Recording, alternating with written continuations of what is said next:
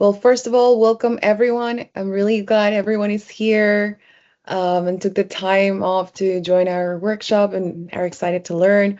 My name is Alejandra Molina. I'm VP of Gen Invest at the Global Entrepreneurship Network, which is, as the abbreviated is Gen. We're a nonprofit operating in over 180 countries, and our mission is simple. We want to make it easier for anyone, anywhere to start and scale their businesses. So whether it's that you're starting out or scaling up or looking for your next investor, that's what Jen is here for. So today's session, it's really part of something bigger. We at the Global Entrepreneurship Network, we started this Global AI Impact Accelerator, which is a workshop series that we've been running in partnership with PayPal to help small business owners and entrepreneurs use AI to actually not just hear about it, but like actually experiment with it, leverage it for their own businesses.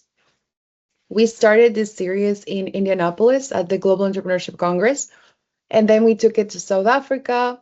Then we took it to London, and today we're here doing it in Europe for Germany. And every city has been the same mission, making AI practical, accessible, and immediately useful for entrepreneurs and business owners around the world. So in the next hour, you won't sit through slides or theory. You're getting to watch an AI work in real time with our amazing partners, handling actual business tasks, being directed, corrected, and refined. So think of this as like watching a new team member's first day at the job.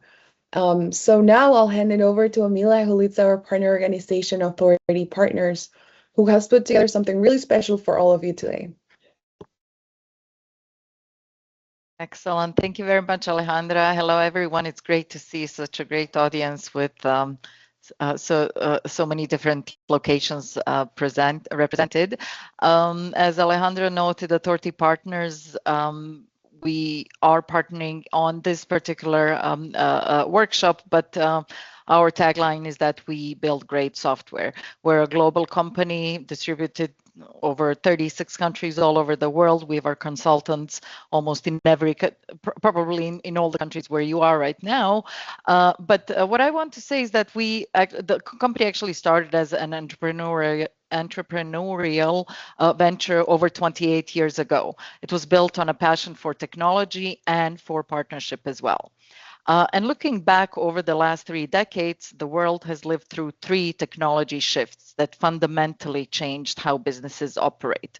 This was the internet, then it was the mobile applications, and now it's an AI. Internet, we can say, changed how businesses reach customers. Mobile applications change how these customers interact with businesses.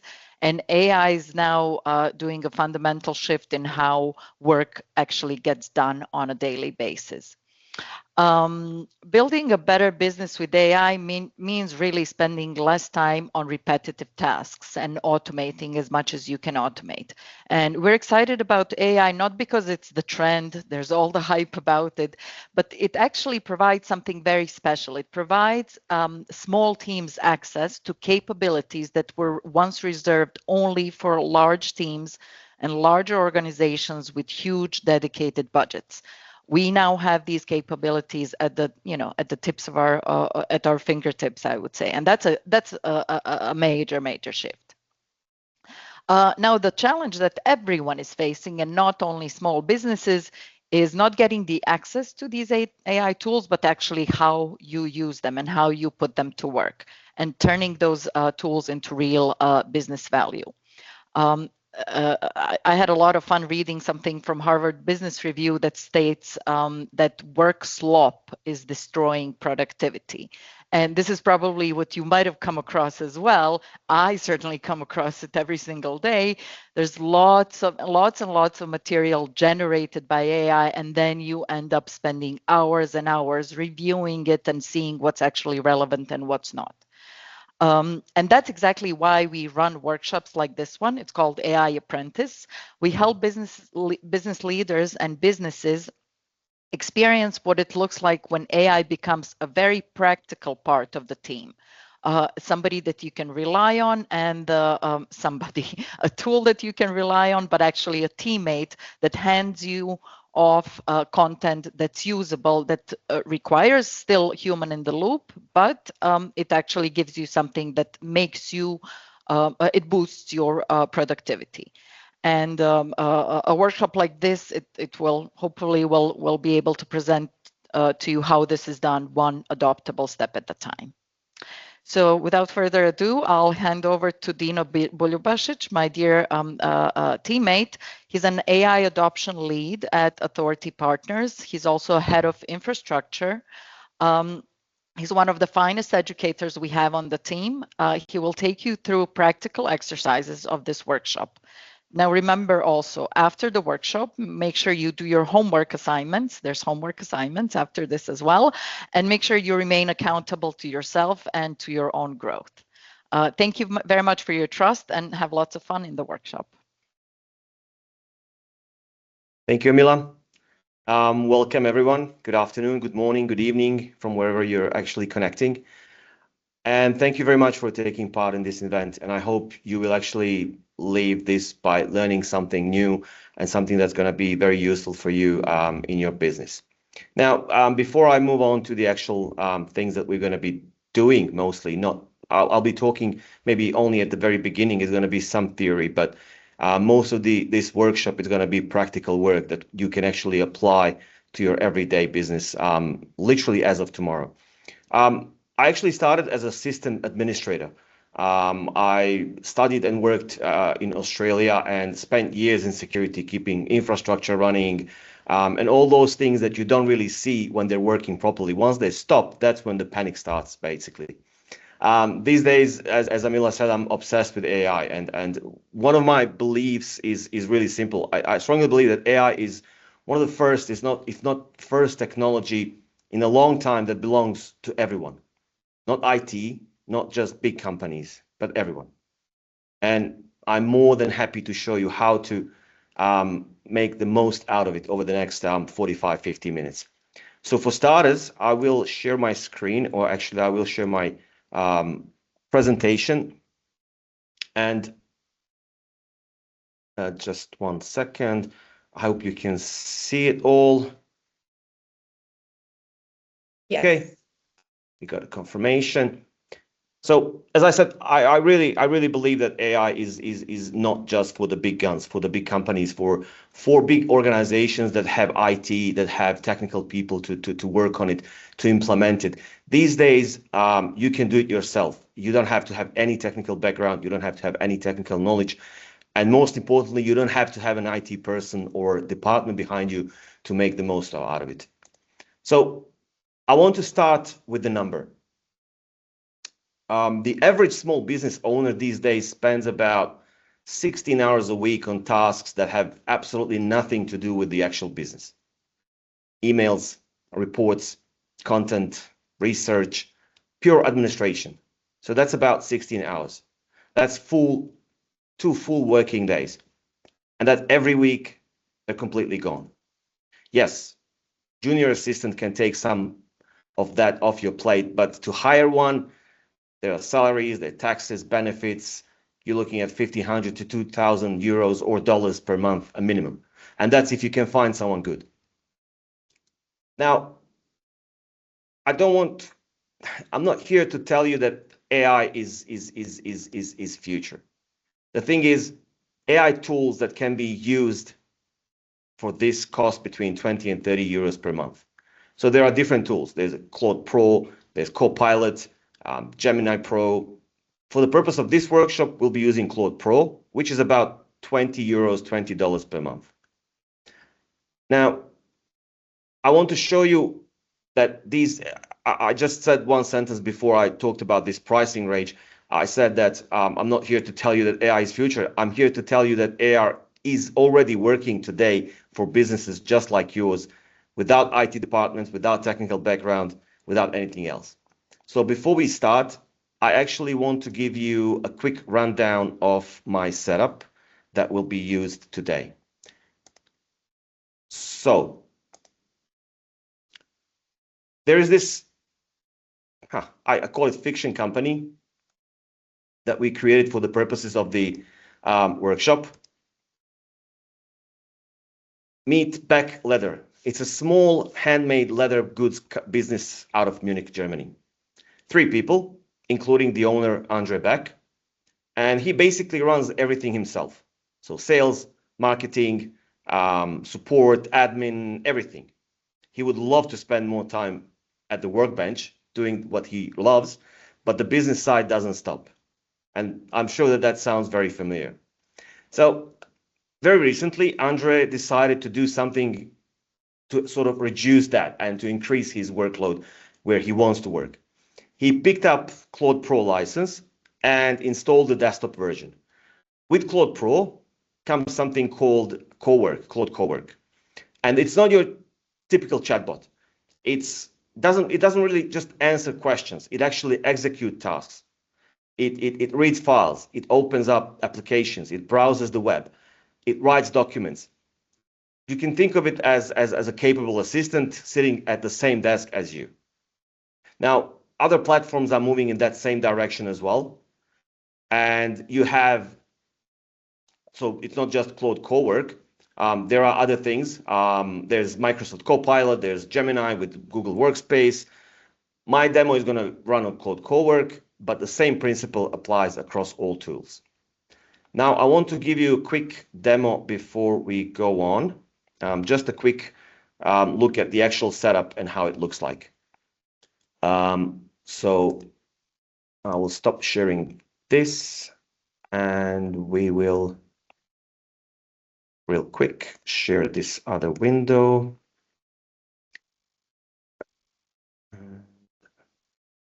I will open. So I purchased, or actually not I, Andre Beck. He purchased Claude Pro license. He installed the Claude desktop version, which is what I have opened right now. And there he has 3 different tabs in the left-hand side. He has a chat, which is absolutely the same like you would use for ChatGPT or any other things. The other tab is the one that we are interested in, and that's a Cowork. And the third one is Code. That's for the IT professionals. That's when you have big IT department behind you, and you can use to build websites. You can use to do all these different things. But our focus is Claude Cowork. Now, the first thing Andre did was to create a project within Claude Cowork. As I said, it's completely autonomous. It uses this thing called connectors, and I will show you really quickly. I don't want to go into these technical details because this is not something that I want you to remember from this, but I just want to tell you that there are these things called connectors where you can actually connect any application you use to Claude. In our instance, for our workshop, 2 very important applications are connected. One is Gmail, because Andre Beck uses Gmail for his emailing platform. And the other one is Google Calendar. He uses Google Calendar to keep track of his meetings and everything else. You can connect anything you want here. There are like, if I click on plus sign here and says browse connectors, you will find hundreds, if not thousands of different things that you can connect it to. You can connect to Microsoft 365, which is another very popular email platform, obviously, Figma, Notion, whatever you want. So as I said, we're not going to go into that detail too much. We'll go back to our Cowork tab. And here, as I said, the first thing we want to do is create a new project. How do we do that? I will click to project on the left-hand side. Let's just get rid of this, and we will create a new project. We want to use an existing project, an existing folder. What does this mean? It means that I will be connecting a working folder from Andre Beck's computer to Claude Pro. So when I do this and I say select folder, I will go to my folder, which is called Beck Leather, and I will show you this folder in Windows Explorer as well. So I say select folder, I will give it a name. Let's say Andre's assistant.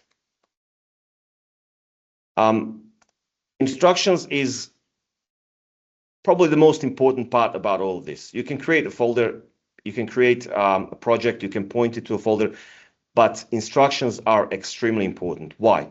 This is where you tell your assistant who is it working for. I have a short brief where it says what are behavior rules, what tone to use, where to find the company info, how to save files, and all of these things. And this is a one-time setup. When you create a new project, you do this only once. So let me just go to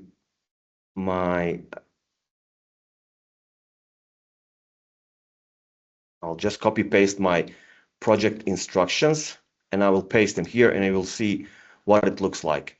It's very simple. You are Andre Beck's AI assistant for Backladder. All company information is in backledderinfo.txt. I will show you these files in this project folder. Read it before starting any task. Always match the brand tone described in that file. So you're giving it instructions how to behave. And now I say create. And we have our project created and Andre's assistant is ready to take any sort of instructions. Now, this file that I just mentioned, Backladder info, that's the business context basically. That's who they are. That's what they sell, their customers, their tone. Andre wrote this once back in the day. And every task from here reads this first. He never has to re-explain who Backladder is. From this point on, every task he runs already knows the context. So I will show you those files real quick. So this is our Backladder info file. And you will see it's a very simple TXT file. I just open in the other window. Give me a second. Here it is. It has company profile. It says what the name is, owner, founded, blah, blah, blah. About the company, what it does, what are the products with pricing range, who are the customers, sales channels, brand values, tone of voice, very important what it's going to use when it communicates to customers and everyone else. What are the marketing gaps and target growth. So this is something that probably most of you, if you own a business, you have somewhere saved, just a basically description of your company. It doesn't have to have all these different subheadings. It doesn't have to be as organized. It can be just in plain language, but it's important to have this. You will see later when we start doing the work, why is this really, I would even say, crucial. There are other files in here, and I will show you these files later as we go through the different tasks that we're going to complete. So let me go back to my agenda. So we have the first task. Sorry, that's not the one. I will just go back to my presentation real quick, just to see what's our next move. From this is literally all the, if I can call it, theory that we're going to be mentioning. From now on, we're just doing the work. So this is done. So task one is handle the inbox. What does that mean? Every business owner has that one email or two or three. The one that's sitting in your inbox for 3 days just because you don't know how to start it, or you're just worried that it's going to take too much time, or you're worried how to use your tone, or how to start communicating with anyone who sent that email. And Andre Beck has 3 of those emails. One is from a happy customer who wants to reorder. There's another one from a new prospect with a very tight deadline. And the third one from an angry customer threatening to dispute the payment. So 3 different perspectives. And in a normal week, Andrew would have to sit down, stress about each one, write something, then second guess it, rewrite it, all of these things. That's at least an hour gone, maybe even per email. And watch what happens when he delegates this instead. So we will share the screen again. And it should show up real quick. So we have our project created. I will go back to project and we'll say it's called Andre's Assistant. You click on it and it opens the chat. You can have as many chats as you want per project. It will always know the core of the project. It will always know all that important info. I will copy the prompt here that I have on my computer saved. Just 1 second. So the prompt will say, check my inbox and find the 3 most recent unread emails from clients. Draft a professional, warm reply to each one. Keep each reply concise. no more than 5 sentences. Now, before I do that, I want to go to my Google Chrome and I will show you Andre Beck's inbox. So this is Andre's Gmail. And just ignore that I sent those emails. Obviously, I had to set it up somehow. But he has 3 different emails in his inbox. So one is from Thomas Wagner. Hope you're doing well. We've been happy with the wallet, blah, blah, blah. This is a happy customer. He wants to place another order for Q3 of this year. And he would love to catch up. Okay, that's good. The second one is from Sabine Hoffman. And she's saying that she found products through referral. She wants to order 200 personal wallets for a corporate gifting campaign, and she needs them delivered by June 20th. Could you send price list? Okay, so that's an interesting one. That's a prospect. The third one should be the most interesting one. That's from Marcus Brandt. He placed an order 3 weeks ago. Still haven't received it. I've sent 2 previous emails with no response. This is completely unacceptable, and capital letters, as you can see, large letters. I'm considering disputing the charge by my bank. If I don't hear back today, I expect much better from the company for your reputation. So 3 different emails sitting in the inbox, and Andre just does not know how to tackle them. Let's ask Assistant what Assistant can do about it.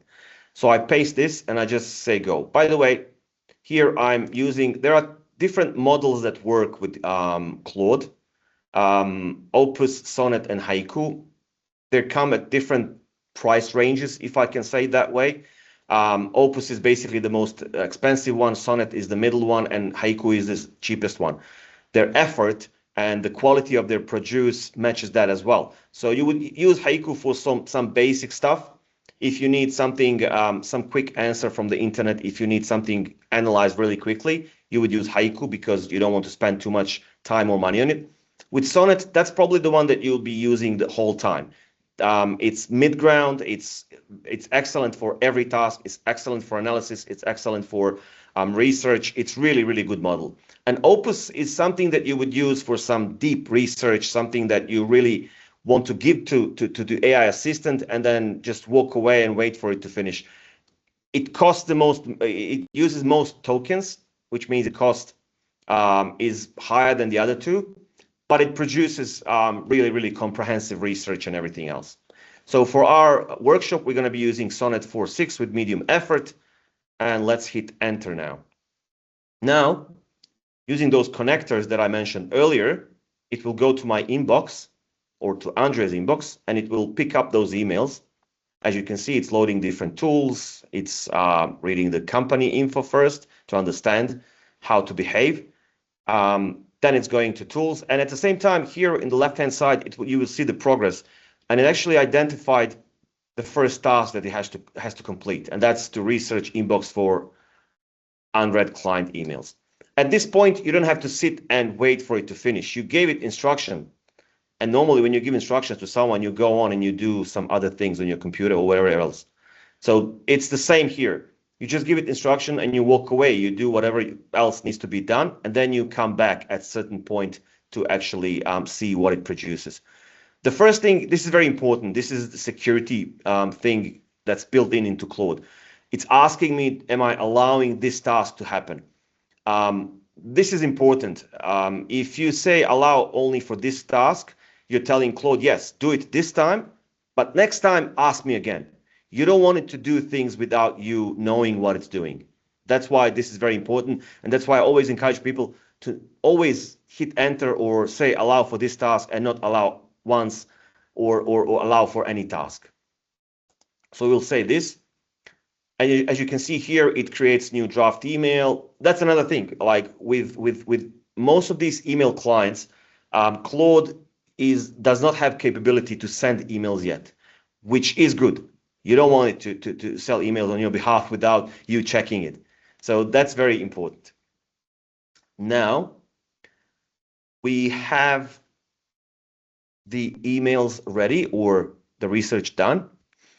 3 drafts saved to Andre's Gmail. That's good. Here's a quick summary of each. So the Marcus Brent one, that's the frustrated customer. Sincere apology, acknowledges the failure, commits to the same day update, no excuses. Okay. For Sabine, he thanks her, gives her a corporate pricing, is honest about the timeline, blah, blah, blah. Thomas Wagner, warm, brief, confirms availability next week for a call.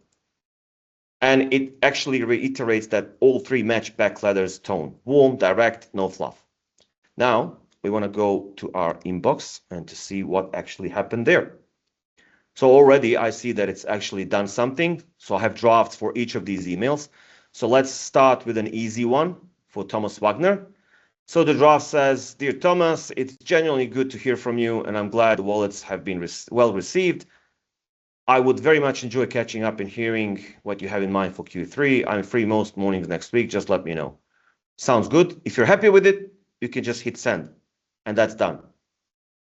If you're not happy with it, you can change it yourself here, or you can go back to your Claude and say, oh, this response is not good enough, please improve it, and you give it guidance on what to improve. Or actually, you can just say, please improve it, and it will ask you which part do you want to improve, what are you not happy with, just like the real assistant. With Sabine, she has some tight deadlines, so what did it say? So thank you for reaching out. I'm glad the referral brought you here. For 200 personal wallets, our corporate rate is 75. Blah, blah, blah, blah. We typically ask for 3 to 4 weeks of lead time to maintain the quality. June 20 delivery would be stretched for an order this size, but I would like to understand your needs better. Say no, it's good. This is also quite good. I like this. It's not committing to the date. It's saying it might be possible, but let's have a call and discuss this in person. So I would probably say send for this one as well. Now, the third one, the most interesting one. Let's see what it does here. Thank you for writing, and I sincerely apologize. 3 weeks without response is not the standard you deserve, and I understand your frustration completely. I'm looking into order. You'll have full update by the end of day today. This is also quite good. I'm happy with this. Now, I can say what I was telling you before. Let's say I'm not happy with this one. Let me just go back to my Claude, and I will paste this. The reply to Marcus sounds too formal. Rewrite it with more empathy, apologize for the delay, and assure that the order ships tomorrow. And it's happy to do that as well. It will once again connect to Gmail, and it will replace that existing draft, or it will actually create a new draft. I can't remember. We'll check that once we go back. It will ask me to delete the previous draft and just send a new one, hopefully improved, the way I ask it to improve. And the most important thing is, that you have the final say of what goes on. So it says that new draft is saved, leads with genuine acknowledges, blah, blah, blah, blah. Let's go back to our Gmail. So now we have 2 drafts here. And this is the actual new one. I'm truly sorry. You should have never waited this long, and the lack of response made it so much worse. So this is much better. I'm happy with this, and I can hit send, and that email is handled as well.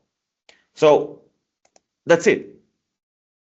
3 different emails. Andre reviews, approves, and sends. That's the most important thing. They're all handled out under 2 to 5 minutes. I was explaining, and it took a bit longer, but if you were doing this on your own, it would probably take you no longer than 2 to 3 minutes. Now, the inbox is clean, but Andre has another problem. His website bio was written back in 2020. His Instagram hasn't been updated for more than a month.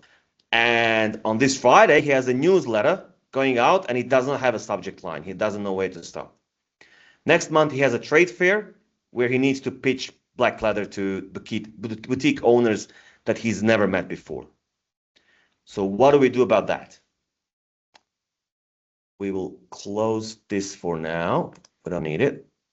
We go back here. We don't want to go into this same chat. We don't need that anymore. We go to our projects. We go to Andre Assistant. There's our client email replies chat, but we will do another one. Now, let's see how Claude works with marketing material. Now, remember, Andre has a folder for his business, okay? His AI assistant already knows where it is and what it is, right? In that folder, there's a file called Blackladder info that I showed you. It contains all the information about the company. Now, I'm going to ask the assistant to read that file and to build everything that Andre needs. Yes, you can also copy those contents of that file into Claude Chat, but we want the assistant to find it itself without us feeding it the file. That's the whole purpose. So I will copy this new prompt here, and I will paste it. And it basically says, read the company info in this project file, build me a complete content pack, website headline, tagline, elevator pitch, 3 Instagram posts, and cold email opener to potential boutique partners. Match the brand tone, describe the file, save the output as a Word document called backleather content pack.x in this project folder, and I'll hit enter. Now, again, it will start working on it. It will start giving you progress bar here. It will be using different tools once again. It has the ability to access Microsoft Word to create a full Word document. If you were to give this to junior assistant, for example, to do it, of course they could do it. It shouldn't be too hard. But if we are realistic, how long will it take to junior assistant to complete this task? They would have to have some knowledge about how to create website headline. What does it mean? They would have some marketing knowledge or something. Tagline, what's an elevator pitch? They would give it to you. You would probably say, oh, this is not good enough, or this is good enough. You would give it back to them. It would go back and forth and probably would take a few days to be completed. And here you'll see it will do the whole thing within 5 minutes or so. And here you can even, it says here, like, I have everything I need. Let me build the content and the document, use 4 tools, run 2 commands. If you are really into these things, if you want to know how it actually does these things, you can open this and it will actually tell you all of these different task updates, everything that it does and how it actually gets to the actual output. And in our progress bar here, you can see that it already completed read doc skills. It's completed write content pack copy, and now it's building the Word document. And we will just give it a little bit of time for it to finish. And the best thing about it is, again, you give it the task and you walk away. You do other things. You come back, you review, you either ask it to improve it, or you are happy with it and you just start using it.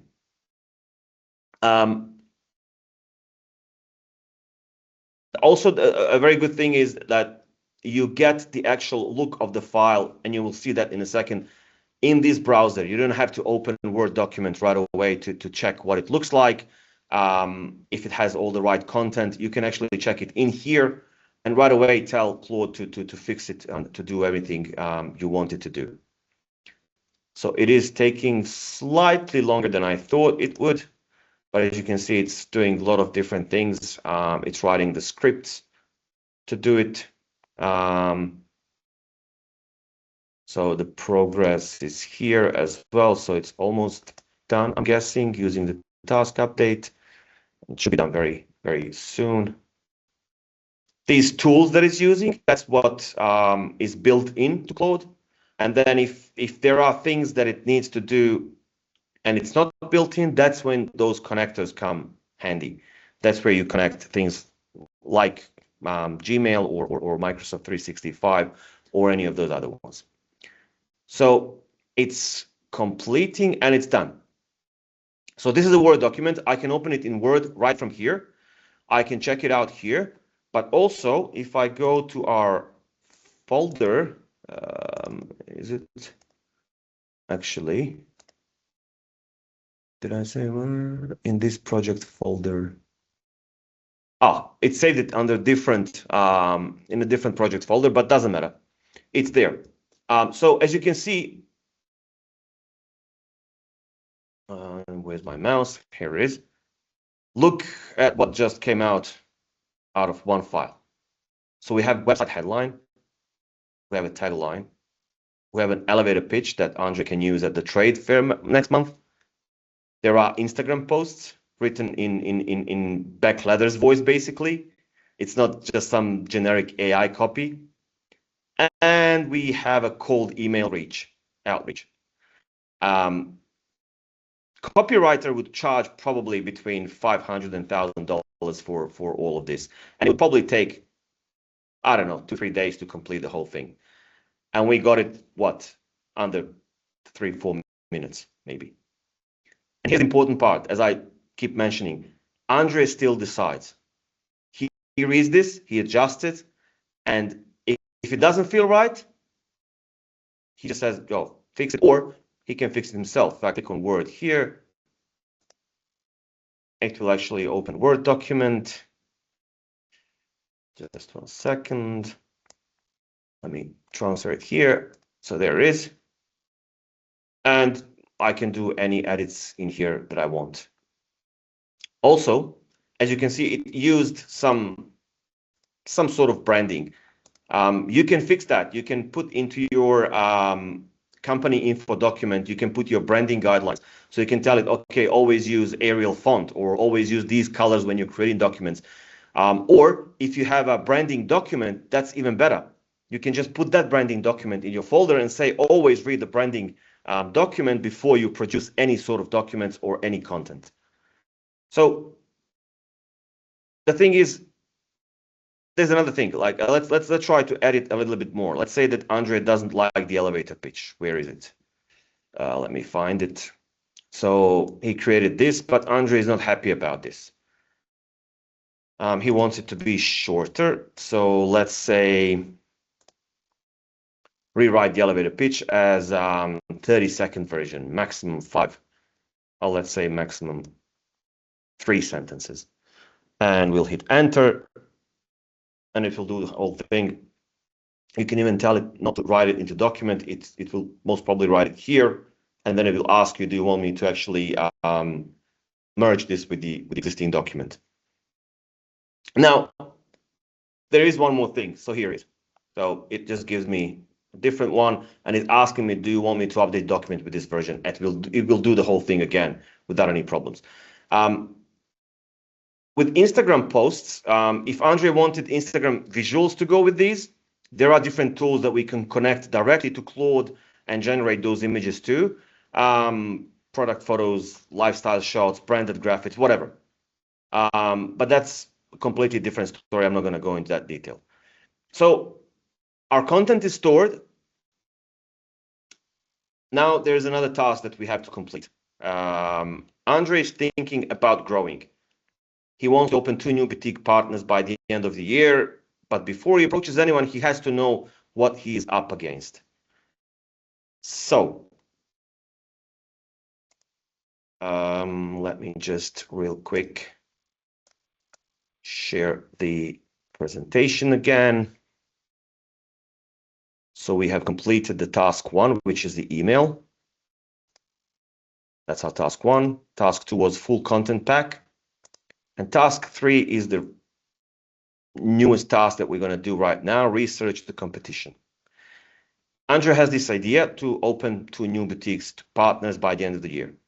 Now, he wants to know the landscape. He wants to know who he's up against. He wants to know what they charge, how they position themselves, where back leather fits in.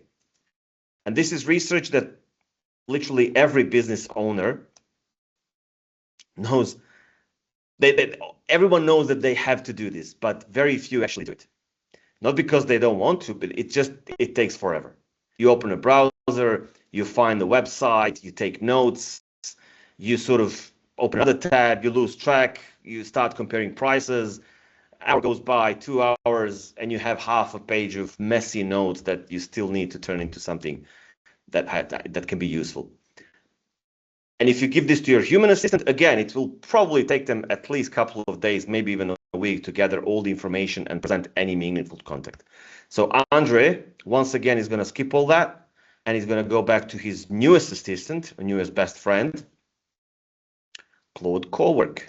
So let's share our Claude again, and let's go to our project. Let's go to Andre's assistant, open this. And our latest prompt is going to be this. So I have in my folder, so let me just do this.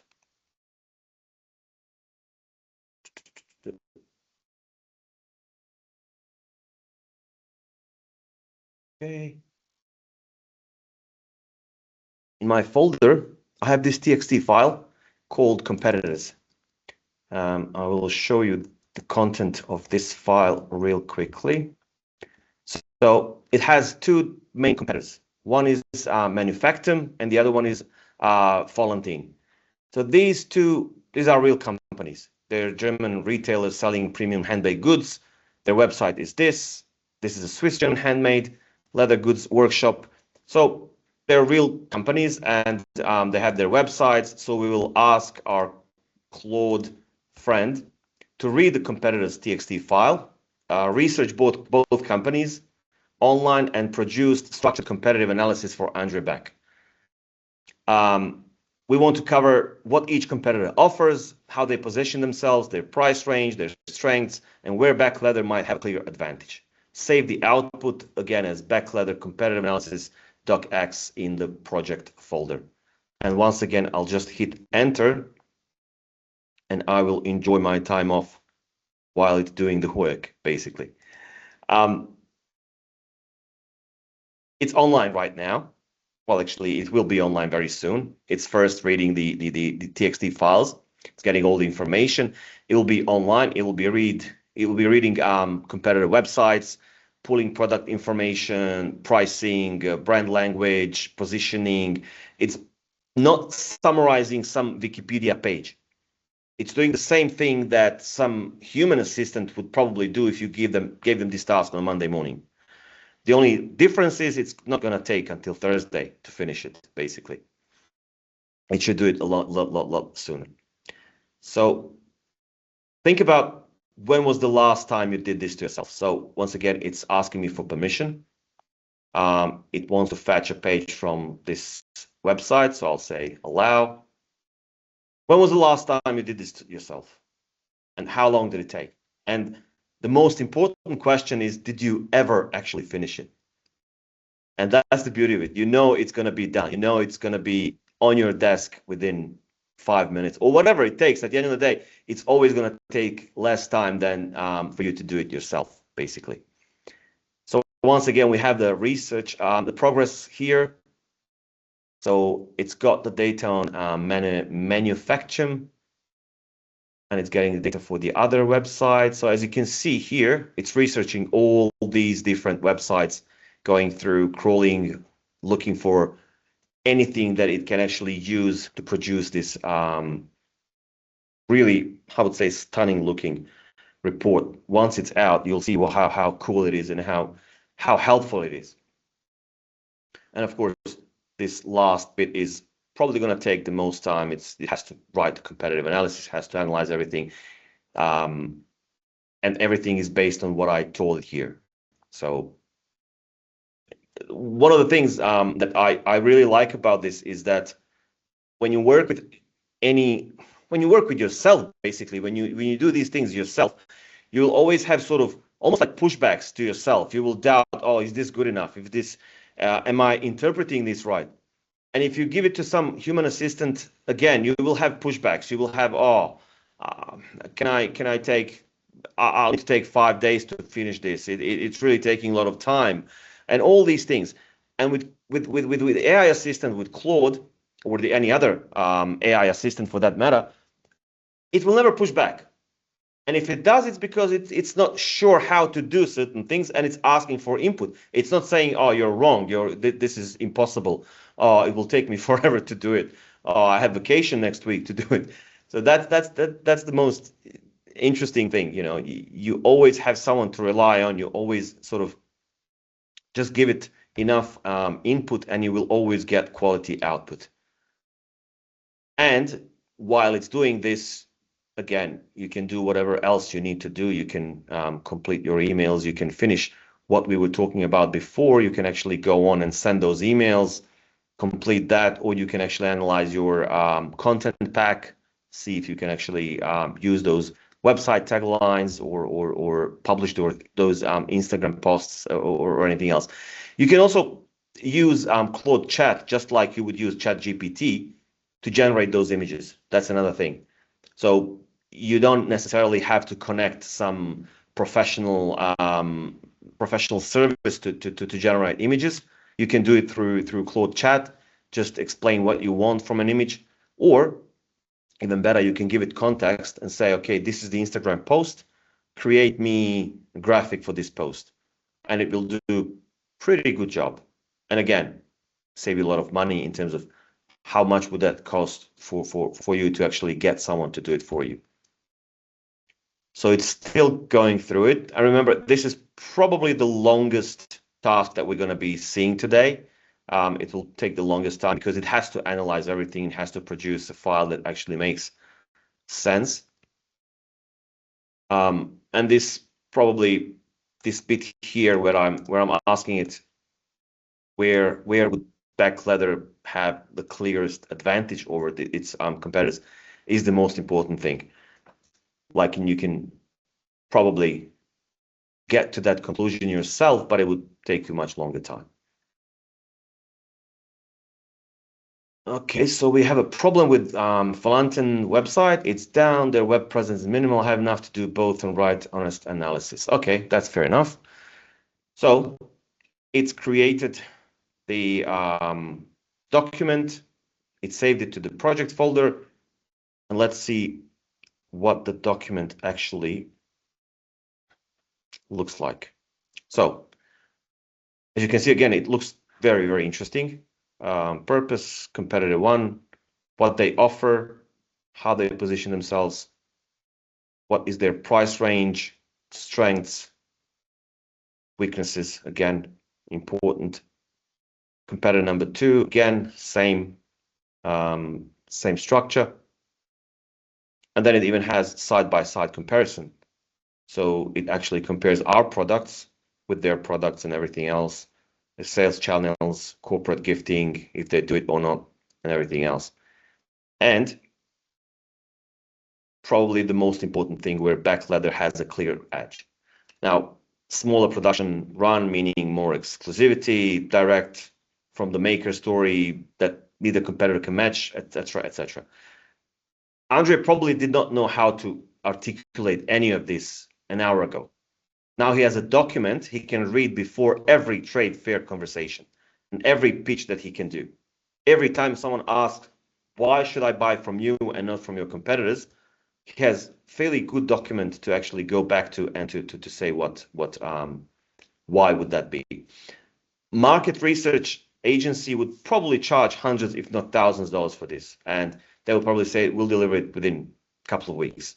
And as we just mentioned, junior employee would spend probably a week working on it. And we got it under what, 5 minutes or so for whatever the price of the actual license is.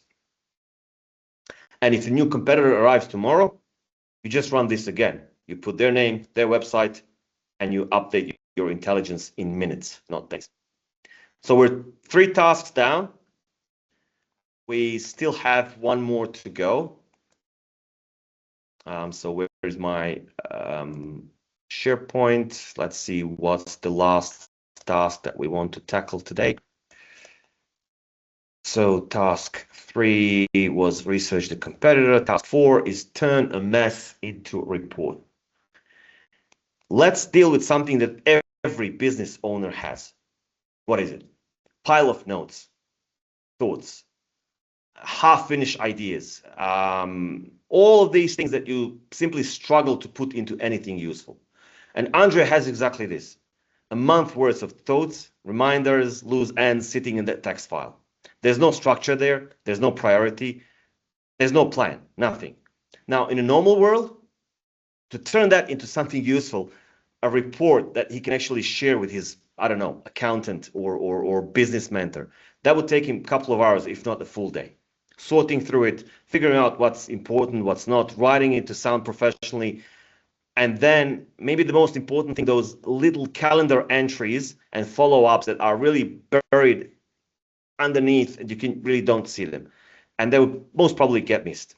So let me show you what happens when we don't do that ourselves, but get someone else to do it. First, I will show you, let's go back to our project. I will show you a file. There's our competitive analysis document. I'm not sure why the other one wasn't saved in this folder. It has to do something with permissions. I will check that later. We have our April notes TXT file. And this is what Andre uses for every day. Like he just puts things in there. Like Thomas Wagner confirmed Q3 reorder, new boutique in Garmisch contacted, Instagram followers up, posted 6 times, 3 posts did well, 2 did nothing. So he's just throwing things there as they happen. He has a meeting with someone tells him something, or he sees something, he just puts it in this text file. To go through this, to understand what goes where, it's really, really painful. Of course, he's capable of doing it, but it's going to take him forever to do it. Rent increase. So yeah, that's an important one. There's some meeting here, potential meeting. So let's see how we can actually help Andre with this. I have another prompt here that I will paste. It's a lot easier than for me to actually type it in. So I'm telling my new assistant, or Andre's assistant, to read through aprilnotes.txt in the project folder and do 2 things. First, turn these rough notes into a structured monthly business summary for April with sections for sales and operations, client opportunities, marketing, financial snapshots, and open action items. Write it professionally. This is something that Andre would share with a business advisor or mentor. Save it as April summary docx in this project folder. Second, identify any dates or scheduled items in the notes and create calendar events for them in my Google Calendar, including short description. So it sounds really good. And if you can do that, that's going to be really, really interesting. I'll just go back to Andre's Gmail or to Andre's calendar. And as you can see, June is empty. Obviously, there's nothing created there. So we'll go back after the assistant finishes and we'll see what happens. Now it will go through the notes. It will go through every single note that's in that document. The messy ones, the incomplete sentences, the things that were written probably at midnight. Andre just remembered something and he just quickly puts it into his TXT file. The most important thing is it's not just reading. It's actually making decisions. It's understanding what's a sales update, what is a client opportunity, what needs to go into the calendar, what needs to be actioned before the deadline passes. And that's the part that matters. And Andre didn't tell you specifically how to organize any of it. He just handed over the mess and it says, I want this. And right now it will go through everything. So there are 2 different tasks that it's going to be doing. Writing April summary document, as we asked, and create Google Calendar events for scheduled items. Now, in our instance, we're using Google Calendar, but it can do the same thing for any other provider that you might have, Microsoft or anything else you might have. You just have to connect it through the connector, and that's about it.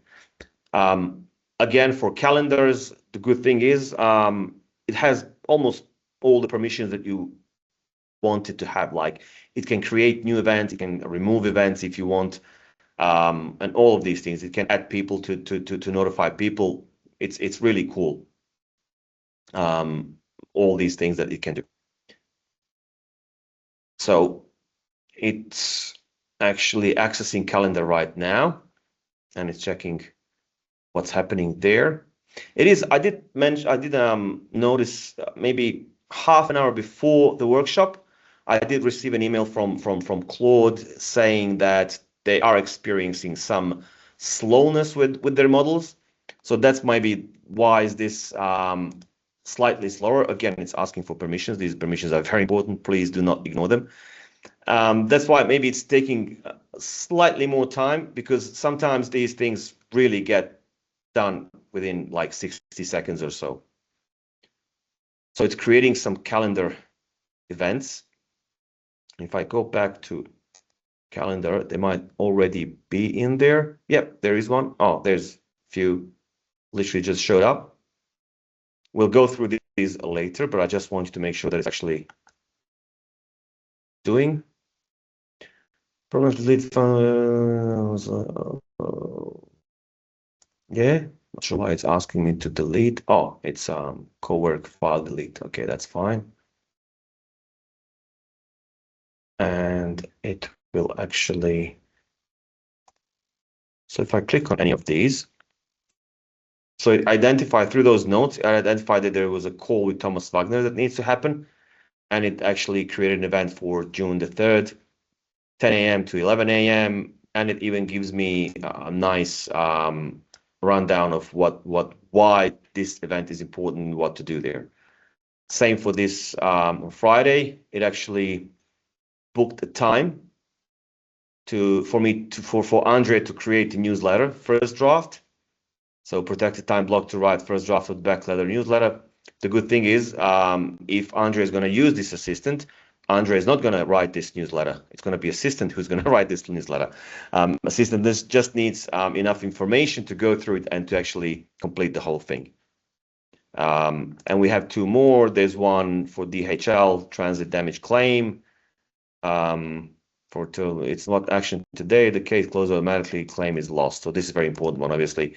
And there's a meeting with Petra from Garmisch Boutique Partnership, again, with content there. You know exactly why this meeting is important. And it's completed. So it's telling me the document is saved there with 5 different sections as I ask it to. So let's just see. We have sales and operations. Where's my mouse? There it is. April study, blah, blah, blah. So it just analyzes everything that happened in those notes. Supply side note, 2-week delay, blah, blah, blah. Client opportunities. We have 2 client opportunities from those notes.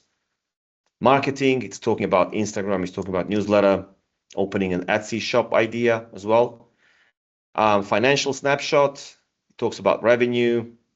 And then probably the most important section, it's open action items. Why is it the most important? Because as I said, these get lost very easily. We just ignore them, we forget about them and all of these things.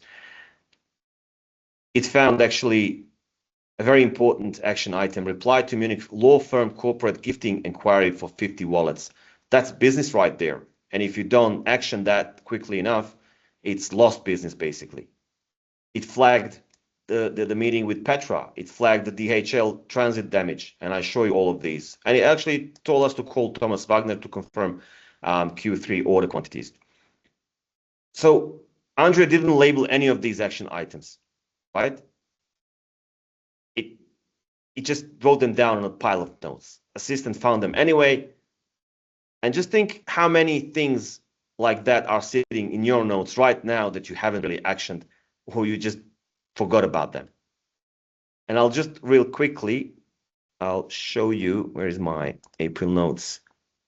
Side by side, it looks even scarier. So this on the left-hand side, it's our notes. And on the right-hand side, it's the full document, organized, structured, and everything else. So let me go back to my presentation.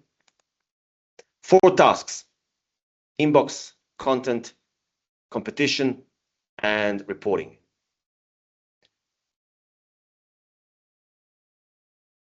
Okay, let me go. Before we go to questions, before you close out, I want to leave something concrete for you, not just a reading list. I don't want you to sign up for a course. I want to leave with you what you can try this week. And as I said at the beginning, AI tools in this category typically cost between 20 to 30 euros or dollars per month. Everything I showed you today runs on that. Some of these things you can even do on a free plan with Claude or any other AI assistant. If you want to replicate exactly what we've been doing for the last 50 minutes, this is where to start. Download that Claude Desktop or open Microsoft Copilot or Google Gemini Pro or anything. Create a project for your business. Write simple company info, who you are, what you do, who your customers are, what your tone is, and run these tasks. Run these tasks. Try it out.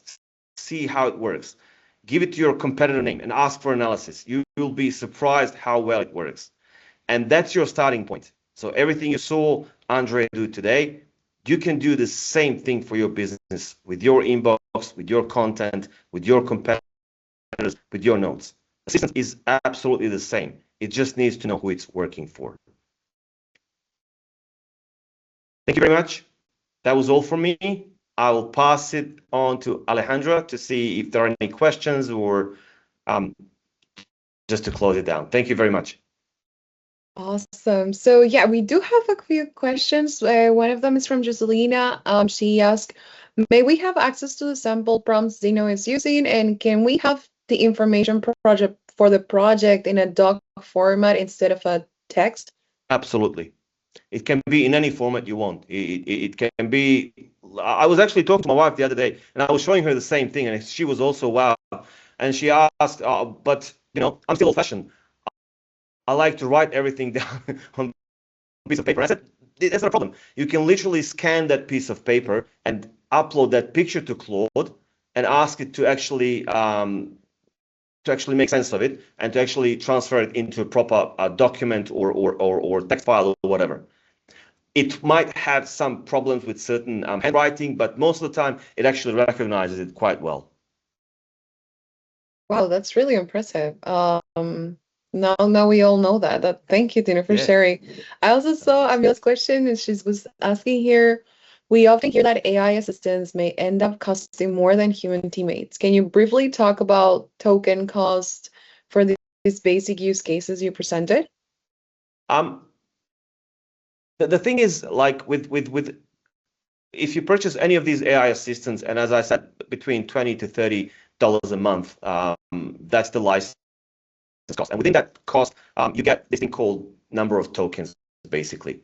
AI or large language models, they don't count words. Those tokens are not words. They're not single characters. Token can be half a word. It can be a complete word. It's just a way of AI understanding humans and making sure that it knows how to predict what the next step is. The great thing is you can never spend more money that you are prepared to spend, basically. And that's the best thing. You control what you spend. For Claude in particular, they have these 5-hour windows where you can use it as much as you want. And after those 5 hours, it will calculate your tokens and will say, okay, you sort of spent all the tokens for these 5 hours. You have to wait an hour or two to use it again. Or if you did not spend those, you will just continue using it normally. I've reached those using Cowork and using just a regular chat. It's almost impossible to reach those limits. If you use Claude Code, it's a different story, because it uses more tokens. It has to analyze code. It has to write code. It's just more expensive and it uses more tokens, basically. But yeah, with Cowork and with regular chat, most of the time you're going to be on the safe side. I don't remember ever exceeding those numbers with just using those two. And the best thing is, if you want to give it additional $20, $30 on top of what you're paying monthly, you can do that. You can say, oh, use just $5 to complete this task, and then stop there, and then I'll wait for the next cycle. So you control how much you want to spend, basically. Got it. No, that's really useful information. I also see here a question from Steven. Hi. He's mentioning, well, I'm currently using the max, which is $100 per month. I was doing that earlier to get to a point to say that it's run out of. He says the memory, it seems like it's like the memory or something of that sort. But do you think that the upgraded version that we have is better? So Stephen, you're asking more about what he recommends in terms of the tiers?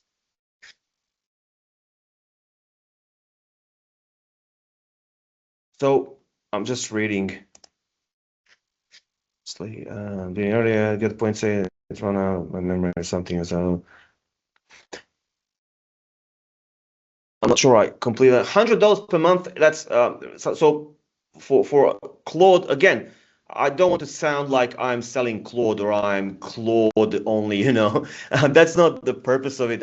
It's just by accident that authority partners we mostly use Claude, but there are other assistants that do the work quite well. So for Claude, there are 3 different levels of licenses. The one that I've been working on, $20 one, is the cheapest one. That's a Claude Pro. Now the max one that Stephen is mentioning here, that one can go to $100, per month, and there's another one that's Max Pro, whatever, $200 per month. Obviously, with those two, you get more tokens to use. You get larger those windows and everything else. Now, what Stephen is asking here, I want to say that so is it worth? Well, yeah, now it makes sense. What you asked, the second comment makes more sense. So Stephen is saying, I want you to say that is it worth for me to be on $100 a month? Can I come down to get the same value? It's almost like you're asking, if I live in a house that has 5 bedrooms, if I go back to the house with 2 bedrooms, it's going to be the same. Probably, possibly, maybe. Like it really depends on your usage. If you are maxing out on a $100 plan, then you will struggle on a $20 plan for sure. So there's a shorter window. There's a lot less tokens that you can use. So you're definitely not going to feel very comfortable going back. But you can always go to Claude and check your usage. And if you see that your usage is like on 10% or 20% on your $100 plan, then absolutely you should scale it down to 20 and see how it goes. And that's the best thing about it. Like you can always track your usage and see where you're up to and how you're going with this month. Well, that's I hope really that useful. answers it. So people can like dial in or dial up their subscription. It's not like they're locked for the whole year. Well, that depends. As any other subscription, there are options to have a monthly subscription, and you can have a yearly subscription. So it really depends on if you go for a year, then you're stuck with that. You can upgrade, but I don't think you can downgrade. I'm not sure they're gonna return the money. But yeah, if you go month per month, then it's different. You choose what you do, basically. Awesome. No, thank you so much, Dino. So I wonder if there's any other questions, please add them to the chat. But when I see here, Mohammed, he says, when we are using AI and we gave her more permissions and we feel secure in terms of privacy or internal control, how can we reduce this fear? Yeah, that's a very common question in terms of the privacy and the security of your information. Yeah. The best thing about it, and I always say this to our clients, if you're not sure about any of these things, you just ask Claude. You just ask it. So you ask Claude, how do I actually prevent you from using more permissions than I gave you originally? And it will tell you the steps, what you need to do. It will take me too much time to explain to you how you can actually go back to the original one. But it's really simple. Just ask Claude, okay, I clicked I'll always allow at one point. How do I undo that? And it will tell you. It will always tell you. And another thing that's very important, if you have just one second, I'm clicking on my computer, I'm trying to find that setting just so I know how it is called. There is this setting called when you first set up the Claude Code, when you install the desktop, when you create the account, it will ask you, do you agree to share your data with Anthropic so they can actually improve their AI models? Personally, I always say no, because if it's just for personal use, then I don't care. But if it's a company use, absolutely always say no, because you might want to upload important things there, and you don't want Anthropic to have access to those. So no one can go to their Claude and ask, oh, can you tell me what is Dino being up to on Claude? What is he uploading? Can you show me his files? That's never going to happen. This setting is very important. I'll actually write it in chat after the meeting. I think the chat should still be available after the meeting as well. So I'll try to write it in chat where exactly you can turn off this setting if you forgot to do it when you first set up the account. Perfect. No, this is really helpful. So yeah, Dino, Mila, thank you so much for joining us, for supporting in this journey and making it easier for more entrepreneurs around the world to understand AI. That was exactly the kind of session that we were set out to create we launched this series. A lot of real work happening live.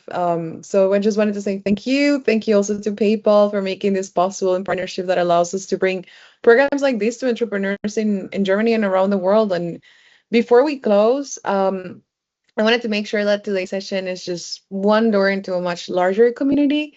The Global Entrepreneurship Network, who we are free to join.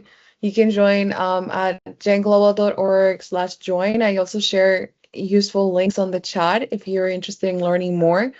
As a member, you get access to our global network of entrepreneurs, investors, and ecosystem builders as well as like events and workshops from across 180 countries. So I also wanted to highlight before we leave, one program is the Entrepreneurship World Cup. So this one is the world's largest startup competition, open all the way from idea stage to scale up companies.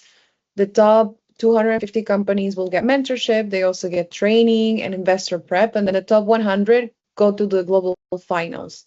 So last year's winners took home all the way from like 250, and there's like different types of prices. These are all non-dilutive, so we don't take equity, which is a great thing for your business. So you can keep ownership and you can continue to grow.